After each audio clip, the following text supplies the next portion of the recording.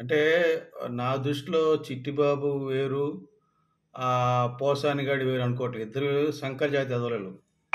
ఈ మనుషులకి పుట్టినట్టుగా అనిపించరండి వీళ్ళు. వీళ్ళు చేసే పనులు, చేష్టలన్నీ కూడా చాలా అసహ్యంగా ఉంటాయండి వీళ్ళు. అందుకని సరే అడిగారు గనుక చేస్తున్నానండి. ఒరేయ్ పోరంబోకు చిట్టిబాబు! నోరు అదుపులో పెట్టుకో. లేకపోతే పోసానికి ఏ గతి పట్టింది నీకు అదే గతి పడుతుంది ఖబర్దార్. ఇది మాత్రం వాస్తవం.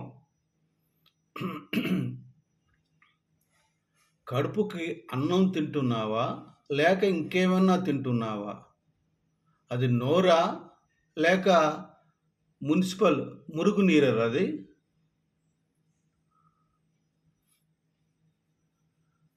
ఎందుకు? ఎందుకు నిన్ను పవన్ కళ్యాణ్ ఏమన్నాడా? ఆ ముష్టి సాక్షి టీవీకి ఆ జగన్ గాడికి పెంచి పోషిస్తున్న దిక్కుమాలిన ఛానల్స్ ఉంటాయి. వాళ్ళొచ్చి రాగానే మీద పడిపోయి మాట్లాడని పనేముంది నీకు? పవన్ కళ్యాణ్ ఇండస్ట్రీని ఏమి అనలేదు. ఇండస్ట్రీ అనే దౌర్భాగ్యం ఎవరికీ పట్టదు. ఎందుకంటే ఇండస్ట్రీ ద్వారానే నేను ఈ రోజున ఇలా ఉన్నానంటే అటు తెలుగు సినిమా ఇండస్ట్రీ ప్లస్ ప్రేక్షకులు మీరు. కనుక అటు తెలుగు సినిమా ఇండస్ట్రీకి చేయాలి సేవ, ఇటు ప్రజలకి సేవ చేయాలని ఆయన రాజకీయాల్లోకి వచ్చాడు. అంత మంచి వ్యక్తిని పట్టుకొని నోటికొచ్చినట్లు అసలకి నిజంగా లేక చాలా చాలా అసహ్యంగా ఉంది అసలకి. నేను ఒకటి చెప్తున్నారా, నువ్వేరా విశ్వాసఘాతకుడివి. పవన్ కళ్యాణ్ గారు పొరపాటున కూడా కాదు. ఆయన తెలుగు సినిమా పరిశ్రమ పట్ల, తెలుగు పరిశ్రమ ఉన్న 24 క్రాఫ్ట్ పట్ల, అందరి పట్ల ఆయనకు ఒక అవగాహన ఉంది, బాధ్యత ఉంది ఆయనకి. నీలాంటి నీచుని కని వదిలేసిన నీ తల్లిదండ్రులు అనాలి నీలాంటి విశ్వాసఘాతకుడిని కన్నందుకు.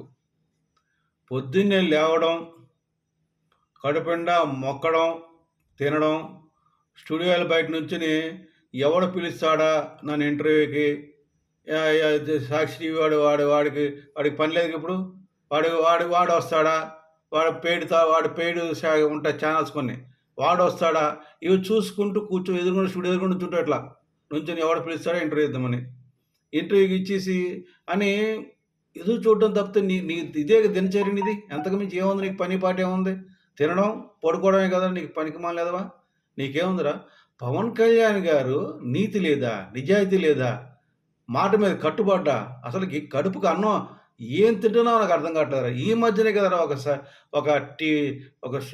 ఒక టీవీ ఛానల్ వాళ్ళు సర్వే చేస్తే భారతదేశంలో ఒక 20 మంది సర్వే చేస్తే 20లో పవన్ కళ్యాణ్ మొట్టమొదటి వ్యక్తిగా వచ్చాడు, నీతి నిజాయితీ గల వ్యక్తిగా. కళ్ళు దొబ్బినాయా, చెవులు ఏమైపోయిందిరా నీకు? ఆ చెవులు ఉన్నాయి, వెంట్రుకలు ఇన్ని ఉన్నాయి కదా, తాటి మట్టలాగా పెరిగినాయి వెంట్రుకలు. ఆ వెంట్రుకలు వినిపించట్లేదు. దరిద్రుడా, దరిద్రుడా, నీచుడా, నికృష్టుడా. కళ్ళు విను. ఎంతసేపు సాక్షి టీవీ, సాక్షి పేపర్ చదవడం కాదురా దౌర్భాగ్య ఎదవా. కాస్త సోషల్ మీడియాలో చూడు, ఏం జరుగుతుంది చూడు. మోడీ గారు కన్నా ఒక మెట్టు ఎక్కువ ఉన్నాడు పవన్ కళ్యాణ్. పవన్ కళ్యాణ్ గారు మొట్టమొదటి వ్యక్తి. 2 మోడీ గారు, 3 మన ఎక్స్టర్నల్ అఫైర్స్ మినిస్టర్ జయశంకర్ గారు, 4 యోగి ఆదిత్యనాథ్ ఉత్తరప్రదేశ్ ముఖ్యమంత్రి, 5 గడ్కరీ గారు రవాణా శాఖ మంత్రి. ఇంతమందిని దాటుకుని భారతదేశంలో మొట్టమొదటి వ్యక్తిగా నీతిగా నిజాయితీ కట్టుబడి వ్యక్తిని పట్టుకుని నువ్వు నీతి లేదంటావా, నిజాయితీ లేదంటావా, మాట కట్టుబడి అంటావా?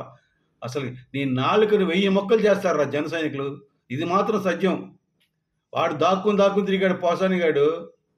ఇప్పుడు వాడు తాట తీసింది, అయ్యా నన్ను వదిలిపెట్టండి, నాకేం తెలీదు, నేనేదో తెలియక పొరపాటు మాట్లాడాను, నాకు తెలియదని ఇప్పుడు అయ్యా బాంచని కాలు చేతులు పట్టుకు తిరుగుతున్నాడు. నీకు అదే గది పడి ఎందుకు ఆ నోరు? నిన్నెవడు అడిగాడు? నీకేం సంబంధం? పవన్ కళ్యాణ్ ఏం తెలియదు, చిరంజీవి లేదు, పవన్ కళ్యాణ్ లేడా? ఎవరు చెప్పాడురా? ఆయన పవన్ కళ్యాణ్ గారు ఎన్ని కోట్లు దానం చేస్తున్నాడు రా? నువ్వు ఒక్క పైసా దానం చేశాడు దరిద్రుడా?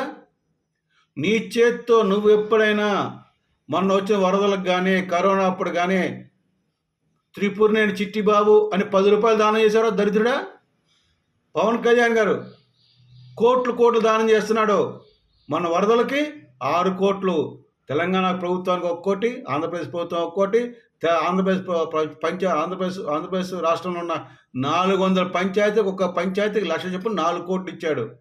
మొన్ననే 50 లక్షలు ఇచ్చాడు ఆ మసూదరావు కుటుంబానికి. ఆయన అక్కడ చనిపోయాడని చెప్పి పేల్గాం దాంట్లో. అలాగే ఆ యొక్క నాయక్ కార్తిక్ నాయక్, మురళీ నాయక్ చనిపోయాడు కాల్పుల్లో. ఆ పేల్గాం తర్వాత జరిగిన సంఘటనలో పాకిస్తాన్ సైనికులు ఆ అబ్బాయికి 25 లక్షలు ఇచ్చాడు. మొన్న తారక మన క్యాన్సర్ హాస్పిటల్కి 50 లక్షలు ఇచ్చాడు. ఎప్పుడు ఎక్కడ పడితే అక్కడ ఎవరికి పడితే అలా దానం. మొన్నటిదాకా కౌలు చనిపోయారని అధికారం లేకపోయినా కూడా తన సంపాదించిన డబ్బులు ఒక్కొక్క రైతుకి 1,00,000 చొప్పున ఇచ్చాడు. రోజు ఎవరికొకరికి ఇస్తూనే ఉన్నాడు కదరా ఆయన. ఏ రోజు ఇవ్వలేదు చెప్పు నాకు. మొన్న అరకు వ్యాలీలో ఒక విలేజ్కి వెళ్తే ఆ విలేజ్ పిల్లలందరికీ వాళ్ళకి కావాలంటే వాళ్ళకి అక్కడ స్కూల్ లేదంటే ఆ స్కూల్ కట్టిస్తే ఇస్తున్నాడు. వాళ్ళు చూసి చెప్పులు లేవని చెప్పి చెప్పులు కొనిపెట్టాడు. ఎందుకురా ఆయన ప్రధానమంత్రి పథకం ద్వారా రోడ్లు వేస్తున్నాడు 550 కోట్లు పెట్టి. ఎందుకు చేస్తున్నాడు? ఏమి చేయట్లేదా? అది నీ నోర తాటిమట్టరా, దౌర్భాగ్యరా, దరిద్రుడా. అసలు నీలాంటి ఎదవల్ని కని వదిలేసి మీ తల్లిదండ్రులు అనాలరా. తప్పుడు ఎదవ. ఏం బతుకురా నీది? పవన్ కళ్యాణ్ గారు ఏంటి, ఆయన విలువ ఏంటి?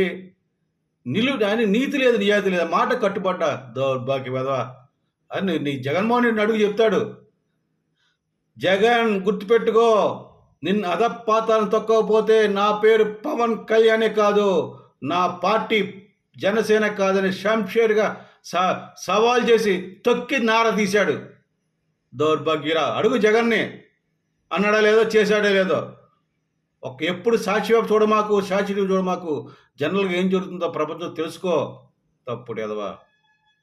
420 జగన్ గారి మాటలిని ఆ టీవీల దగ్గర కూర్చుని ఎవడైతే పెయిడ్ ఛానల్స్ ఉంటాయో వాడి పెయిడ్లు ఇచ్చుకుంటూ ఆ సాక్షి టీవీలో సోషల్ మీడియా పనికిమాలిన ఇంటర్వ్యూలు ఇచ్చుకుంటూ అసిద్ధంగా ఉండే వాళ్ళకి వాళ్ళే కావాలి ఆ మీడియాలో అనుకుని కూర్చుంటారు. నీలాంటి ఎదల కోసం కూర్చుంటారు వాళ్ళు, సాక్షి మీడియా వాళ్ళు సరిగ్గా సరిపోయావు నువ్వు.